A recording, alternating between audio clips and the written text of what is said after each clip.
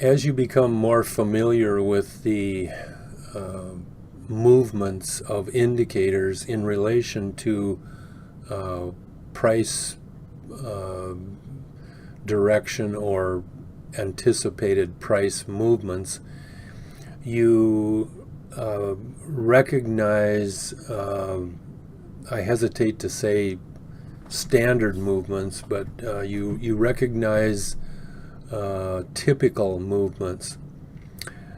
You also recognize sometimes things that are abnormal, are not normally there in a situation. And it's good to look out for things like that. In this particular example, we have pink diving boards, and we have indicators that are equal to each other. If you've had a chance to listen or possibly caught information on either of those topics previously, you know that pink diving boards are a strong continuation movement, and you also know that when price green and red and blue are equal, the next day price typically goes up, or it can be delayed by one day, as in this example. And so in looking at the charts, I'm in FSLR, and I am on May 2nd, 2017. It closed at $30.32, and it opened the next day at $32.50, which is about a $2.20 gap up, and then it went up over $36. So the total, and then it came back down and closed at $33.91. So it came back down a couple bucks after a $6 gap and go up. It came back down a little over $2 from the peak. So this is a pretty significant day, and there are several things that are a little bit abnormal or unusual. The first one that we see is trend red is on a low angle up movement on top of the trend blue line. The other one that we see is the pink diving board over here in the zip chart. That's pink. This is rather unusual. You only see it twice. The pink line goes down after the green comes back up, and usually it happens twice. The pink diving board will continue going straight, or the zip pink line continues going straight. In this case, it went on to a third peak before the price finally dropped down. So there was an extended uptrend movement here of many days. The last thing, and probably the most important, is on the two previous days, this red candle day and the day before that, we have many indicators that were equal. The price green, red, and blue were equal. The zip pink was equal. The zip yellow was equal. Zip blue was equal. Swing Zion was equal, and power red was equal. Now normally when they're equal, it causes a nice big movement up the next day. In this case here, it opened at 29.80 and closed at 30.32. So it only moved about 50 cents. And so this is very typical when you have an anticipated expectation of a gap or of a strong movement, and it moves very little, then the following day you usually get a big green candle, or in this case you get a significant gap with a big green candle. So all of that being said, you basically have divergence between trend green and trend red here. The power 6 are all above zero, with green going up and orange going up as well. power green is at 0.00, so it is right on 0. And you have, I think, I quickly counted them, but I have 14 BOC patterns. Most of them are BOC higher patterns, but in any case, it qualifies in that range of identical indicators having 12 or more. And I didn't even look for a second pattern. I just I located those, and that was it. And you, when you have basically here we have trend red in a low angle up, which means the next day it's going to go up. When it's this close to the blue line, trend red is at 36.2 and trend blue is at 32.8. So you're about 4 points apart. When it's this close, because I normally treat 5 points to the line as a down touch, and so it technically acts as a down touch in itself, as well as the the trend gray is really close to the yellow line. And so we have trend red in a low angle up and what I would consider a down touch at the same time, along with 14 identical indicators. We have the power 6 all above, all going up and all above the power green or power orange line. And we also have the swing Zion highest, and we have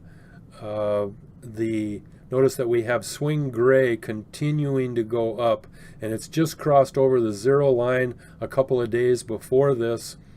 And so we see that this movement is very strong. The key thing that I would say primarily caused the gap would be I think there were 8 indicator lines that were equal, 1 and 2 days before the green vertical line. And so that is probably what caused it, or was a key contributing factor to identifying the cause, might be a better way of saying it, because there's undoubtedly other forces. For example, trend blue right here on this green vertical line day is at 32. That's really high. Oftentimes the trend line has just crossed the 0 when gaps occur. And so with that being real high, the force of the continuation is even stronger. So there's a few things that are just not normally seen in this example, but it's fairly easy to identify as a gap because of the pattern considerations. We had 14 BOC higher patterns. I believe there might have been a couple BOC lower patterns, but in any case, this is a beautiful example of a gap up. All of the all the short-term trend lines are climbing up, but power green is at 0, so it's just hitting the 0 line. The trend trio, of course, is real high. That's been going up above 0 for 4 or 5 days maybe. Looks like about 4 days. And then the swing red right now is at minus 0.04. So it's just a hair under the 0 line and going up. One key thing here that I'll point out is back here on this green candle, 4 days before the green vertical line, 5 days, swing blue is above the red line and moving higher. And if you've heard me communicate with you or share with you anything about the blue line, you know that the blue line consideration is our crossover line. When the blue line crosses over green, it's typically the start of an uptrend. When it crosses over the red line, it's a stronger uptrend movement. When it stays above the red, you got a nice uptrend going on. And that's what you have here for about another 10 days or 8 days or whatever it is after this vertical green line. You've also heard me say, if you've heard me discuss about the swing green, red, and blue lines, that the yellow line moves quicker and is more apt to give you a more accurate determination of when the downtrend starts. And I'll show you something here in this, and that is right here. We have, this is the next day after this. Swing blue is at 166, red is at 163. It's just about ready to cross over, and that would be of course, at this point, it's already down, and it closed at 36.78, and the day before it was at 37.21. So it's about 50 cents higher. There was about a 50-cent drop on this day with the red candle here. But the thing that I want to point out is that here, this green candle right here is the day that the yellow line actually crossed underneath the red line. And so that would have been the day that, if I was in that trade, that would have been the day that I left the trade. Because the yellow line depicts the crossover of the red and identifies the start of the downtrend. And keep in mind, in this case here, it corresponded correctly, but sometimes your faster lines will tell you more about what happens. Look at your zip or your swing gray line. Back here, where we determined that it was the end of the uptrend, the swing gray is going up, and in fact it continues for a couple 3 days or 2 more days. Swing gray is still climbing on this day, and it's the following day here when swing gray finally does a TOC pattern and turns back down, and that would be the start of a downtrend. And it only lasts a couple of days, and then things start going back up. But look at swing gray is so high, it continues to go down here even though the price goes up. It's a very slow moving indicator, but the height, the distance, it's in the 4s rather than down in the 2s or 3s. It goes down. It's a slower moving line. It reacts to things more slowly, and even though price is going up here for a couple 3-4 days. So there's a lot of information that we see within the different indicators for a particular gap. And this one had, with the pink diving board. Pink diving boards appear at the top, and they appear at the bottom. And they're basically a continuation pattern, meaning that the price is continuing to go up because the zip pink is a price barometer and it stays up high. And the green comes up above it, and then at some point the pink will drop with the green. And in this case here, it's out way over here on this pink up on this green line, on this green candle. And that's also where swing Zion starts to drop. It's at that point that I just talked about where swing yellow is crossed under swing red. So lots of different things. Back to the power pattern, we've got all 6. The power 6 are all above the green line, orange line, excuse me, and they're all going up. And that's one of the pattern location, typical pattern location situations.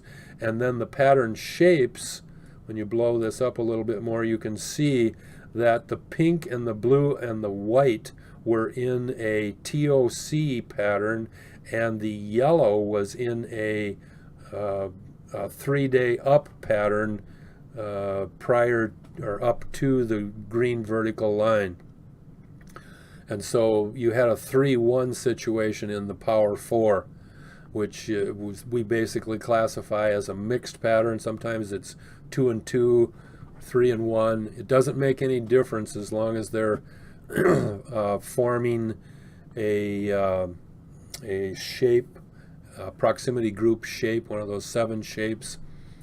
There's actually more than 7, but they're categorized into 7 shapes because we have BOC patterns that are down, up, up, and down, down, up. So, but most of the time things, at least in uptrends or gaps up, occur in a down, up, up format. So that's the example I wanted to share with you on FSLR. It's very how do I say? It's very typical in that it had its pattern, its power 4 patterns in a normal position, all of them above the power orange line.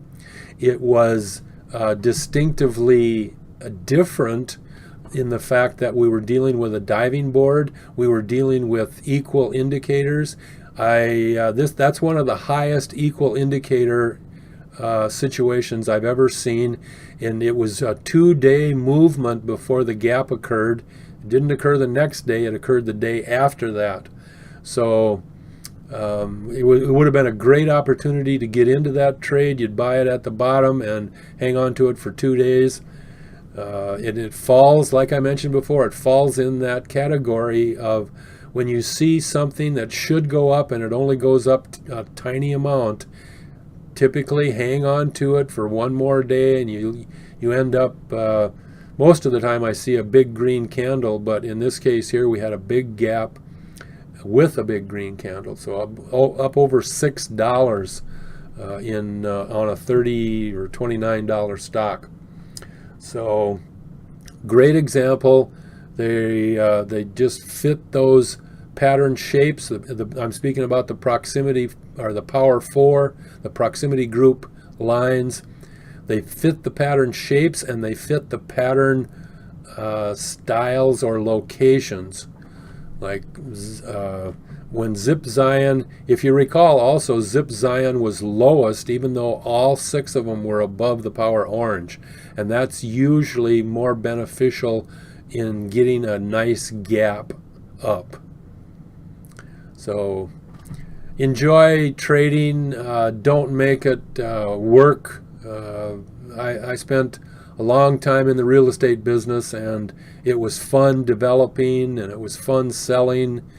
And this is a great time in, and it's great because you have the confidence of knowing and seeing what's going to happen with your leading indicators. You can see gaps occurring the next day. You can see uptrends coming. If you're fighting that way, if you've got a system that you can't tell that, you really need to change your system, because our slogan is that we want to help you to become a knowledgeable, independent, confident day trader. And through the glasses of the sensitive indicators with Day Trading Visual Basics, we can give you that ability that just it'll literally change your trading. I mean, tremendously. So have fun, keep it simple, as we say.